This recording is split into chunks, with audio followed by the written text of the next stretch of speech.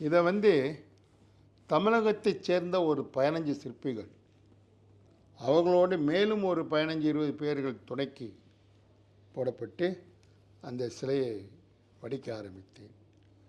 ஆனால் இந்த சிலைகள் அனைத்து வேலைகளையும் என்னுடைய மகன் டாக்டர் சிவகுமார் அவர்கள் பார்த்து கொண்டார்கள். ஒவ்வொருதையும் அது கட்டி முடிக்கப்பட்டது பிறகு அதில் உயரம் 140 அடி உயரம் இருந்தது. இந்த சிலையெல்லாம் வடிக்கப்பட்டு அது காதில் தொங்கக்கூடிய குண்டை அதெல்லாம் தூக்கி எறியப்பட்டு அது வேண்டாம் என்று சொல்லி தமிழகத்திலேருந்தே அதை செய்து கொண்டு காதிலே மாட்டினோம். இப்படி அந்த சிலையை வந்த பிறகு என்ன கலர் பூசுவது, எனக்கு வண்ணம் கலர் பூசலெல்லாம் சில பேர் சொன்னாங்க. இன்னமும் தெரியல, அதையும் இந்த சிலை இந்த கலரில் தான் இருக்கணும் அப்படின்னு எனக்கு தோன்றியதால் தாய்லாந்திற்கு சென்று அந்த கலரை வாங்கி கொண்டு அந்த முருகனை பூசினோம்.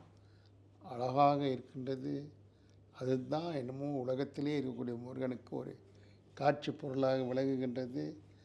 இதை ஏன் இதுக்கு சொல்கிறேன்னா, நீங்களே பாருங்கள், இந்த முருகன் வந்த பிறகு எத்தனை முருகன் இது மாதிரி அமைந்தது ஏன் அமைந்ததுன்னா அது முருகனுடைய அருள்.